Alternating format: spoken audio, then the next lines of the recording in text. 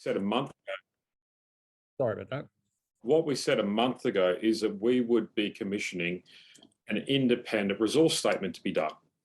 And though you say it's a coincidence, I was pushing them when I knew we were doing this to say, I want the resource statement out prior to me getting on the phone with the boys at 180. So we were, working hard over the weekend to get the release completed. So what has happened is that we've had our project review, the seismic data that we've analysed since last year, and that independent review has turned around and said, look, the gas you have in your permit is 50% bigger than what you previously announced. So that's why we picked the seismic data up a year ago. That's why we committed to that work. That's the AVO work we've done. And this is a completion to it.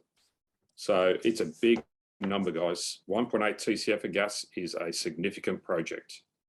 Yeah, it is. And, obviously your share price did go up a lot today, but the way that we look at, 1.8, TCF, as you said, it's a big, big number. And it's very, I don't know, I haven't run any type of comparables, like where does that compare to other ASX companies or global E&P companies, if you will. But given where gas prices are, what is the implication, do you think, from an Emperor perspective? Well, this is basically the tool we use for the partner. So this independent statement now is no longer the company saying we have a big gas project. Right. This is an industry expert saying, hey, we endorse the work the company's done. So the implications are, as you know, I am out there right now in negotiations with parties about my well for next year. So this is a critical piece of, kit. Right. Done. So it's a validation that's most important, gentlemen. Right. So this goes in the data room that other people are looking at and so forth and so on. And not only is it a big upgrade, but I guess it gives more granularity as well. Sorry about that, Sean. Correct. Now, Carl, those people that you are speaking to, what do you think they expected? Is this going to smash all expectations? Yeah, look, there's something interesting in this because it basically brings the Golden Beach and the Kipper Sands into the project. Yeah. Okay. So the biggest play in the Gippsland Basin at the moment is ExxonMobil's Kipper project, which is our neighbour. And this work has validated the fact that those sands flow into our program. So that naturally is going to get people to go, hey, look, they are sitting on something of size and something of interest. So, look, I don't want to jinx what we're doing at the moment, guys, as you can imagine. Right. But all I'll say is that this is very good news for us, along with what we're doing with AGR at the moment on the environmental approvals. Okay. So we've committed to that. They're working as we speak on the engineering. They're working on get us the green light to drill our well next year. We're in very good shape. Right. And those environmental approvals, I know they're always tricky to predict the timing, but can you give us a ballpark idea? So we've mandated the work be completed. We would be looking to lodge everything in about 4 to 5 months with NOPSEMA. And our drill date, as you know, is for mid next year. So these guys right now, AGR out of Perth, are searching for the right rig for us to drill, getting all the green lights and doing all the engineering work that we need for that. Now, basically, all of that lines the ducks up. Right. And parties are looking at us, gentlemen. I mean, the shares are up like today, 65%. Yes. Huge volumes. And for everyone who invested in the round recently with 180 market, it's been a great result. Yeah, no, we're as Sean, we couldn't be more happy. Well, we're hoping that this is just a start, Carl. Sean, I do too, mate. And as you know, we have a lot of skin in the game. All of my directors do.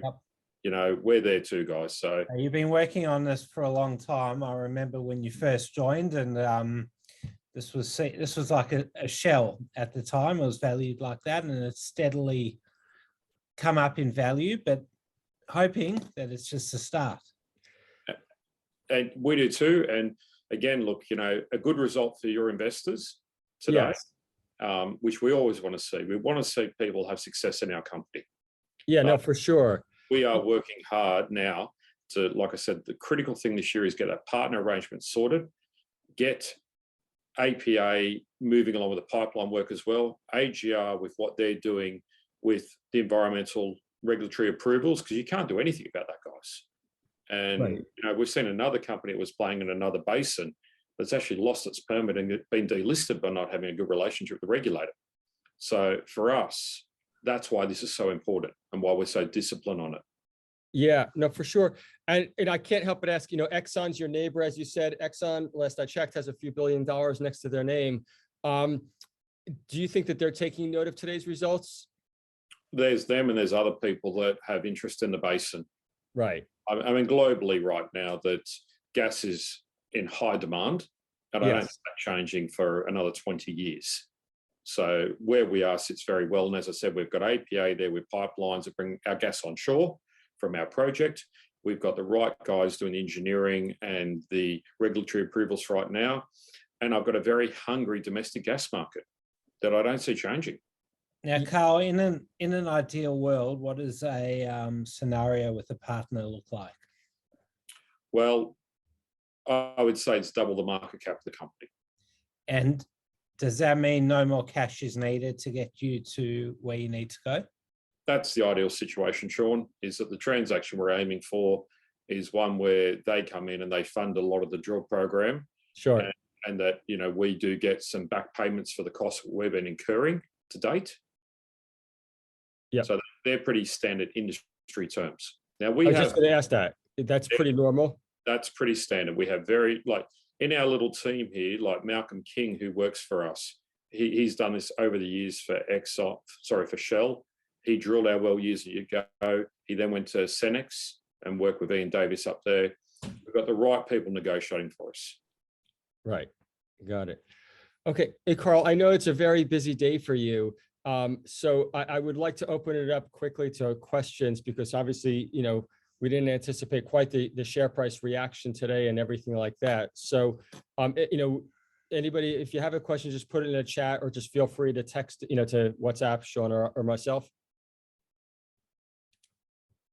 Carl, while we wait on questions, is there anything else you would like to add to our investors? Well, I mean, watch this space, Sean. We're going to work pretty hard over the coming months. So, as far as Lachlan, as far as the news coming up, mate, it's going to be the environmental work. But the real one that we want to announce is the partner. We can't do that till we get, a signature on paper, gents. You got it. That's going to take a little while.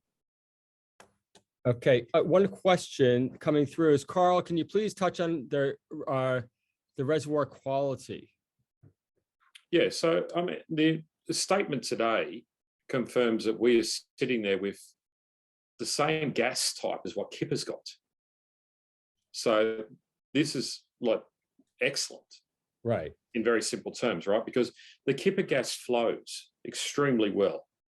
So as far as the reservoir's quality is concerned, right, this validates the fact that the gas should move very well to surface. And that's what you want. You want gas that flows. You don't have to stimulate it to move it. So we're extremely excited by it. We've done what's called a lot of petrophysics work on this, because we've been asked to do that by a party that's having a good look at it. Right. That looks at the amount of water that's sitting in the gas, so the water gas mix. Okay. And we made some very technical comments in our announcement today about that, but we're very confident on the gas flow. Got it.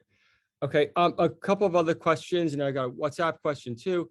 Do you consider the jump in Victoria gas prices as seasonal or structural, in line with global/Victoria demand? So that's a structural. I mean, gas prices very much now are tied to LNG global prices, right? And Victoria, as we know, is going to rely upon gas for the next 20 years. So gas prices can only get stronger and stronger, because as more and more coal projects in the East Coast turn off, Liddell's turning off, and we're seeing that.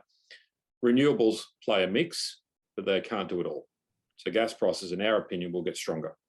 Right. And do you think, and I'm adding on this, here from a question I'm getting on WhatsApp, being on the East Coast, supplying gas, is there an easy infrastructure play to getting that gas to market? The person's asking. Yeah. So we have an arrangement with APA Group. Okay.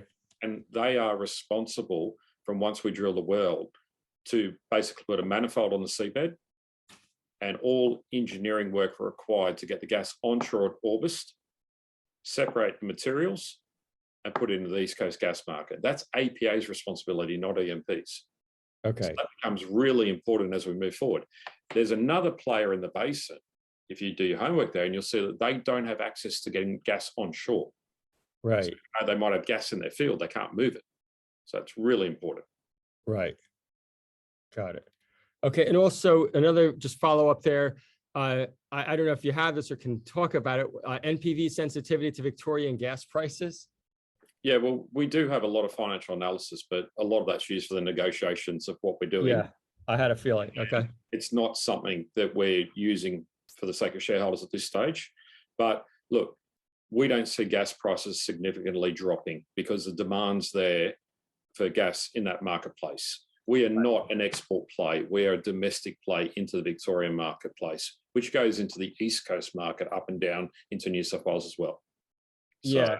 you know, we're not concerned by the NPV at all around Victorian gas prices. And we're not concerned about, you know, what governments say on a given day. What we're more interested in is actually just getting the deal done, because we have, as I said, I keep coming back to APA, but they want the gas. Yeah, they want supply. Correct. Yeah. And they want to increase their operations down at August. Right. They're a volume player. Correct. Carl, someone else is just asking, I guess, about this infrastructure, about, you know, how to get it all out there. In your ideal world, how long would it take you to get to production? It's about 2025 for us. So first gas 2025 is what we're aiming for. So it's all about drilling it next year. Right. Once you drill, we then can follow that up with basically, you know, shortly after that, like another well, because you've got environmental approval to do it. And at that point in time, that can become a production well. Right. And 2025 is actually not that far away. The reality is for a big energy play. Our financial model works on that basis. Right. So we're getting at the very pointy end of this, gentlemen. Yeah, and Carl, and I to remind the audience, you are an accountant, so I'm sure you're going over that model. Yeah, I'm a chartered accountant, but I bring that to the table. Phil McNamara is the engineer in our group. Malcolm King is the oil and gas guy with Jeff Geary, who's done all the analysis here. We're a very little team with very competent people. And yes, look, our work has been through the ringer with a lot of big companies, and they haven't found fault in it. It's just getting the deal done. Yeah. Great. No, we look forward to that happening. Yep. And I guess I'll conclude with this, Carl. You know, that statement that, what is it, that years happen in a day and days happen in a year, or something like that. That's certainly, you know, is the case here for sure. And we very much look forward to the future. Again, you know, I think it sounds like the key catalyst that we should be looking for, Carl, or some type of partner arrangement, environmental approvals, and then onwards to drilling next year. Yep. If I could just go to, there's a chat comment from Stu there about what will happen in the event that we realise all this. We haven't made that decision yet, guys, because we're not getting ahead of ourselves. But, you know, so the question is there, would we pay a dividend? Will we asset sale that? Shareholders would definitely get a reward out of this. You know, we're very conscious of our shareholders. So back to that comment, Stu, yes, we would definitely make sure the parties get a reward out of this. How we do that, we don't know. Got it. Okay, everybody. If you have any more questions afterwards, just let you know, Sean or I, or just email the info account. We'll be sure to, you know, relay that to Carl and get you whatever information you need. Again, Carl, thank you so much. Really appreciate your time. Thanks, Carl. Big thank you to 180 Markets. You backed us, and you know we really appreciate it. So it's a good reward for you guys today, and I can't say thank you enough, guys. Absolutely. Thank you. We can do another raise at 4 cents if you like. No, mate. But look, we're going to work together, mate. But we're going to keep doing that. And we like the fact that you guys, like us, have your own money in the game. You guys back us personally. And so to the guys listening, you know, thank you very much. And thanks to you guys. To those who held on, well done to everyone as well. Hopefully a lot more to come. Well, everybody could have made some money today. Congratulations. But we think this is cheap. We see ourselves being through 10 cents and stuff like that, guys. Certainly hope so. Okay. Thank you. See you, Thanks, Carl. everyone. Bye-bye. Thank you for watching another presentation by 180 Markets. Don't forget, If you want access to thousands of ASX capital raises, head on over to 180markets.com.au, sign up, and get on board for our very next capital raise. Thanks for watching.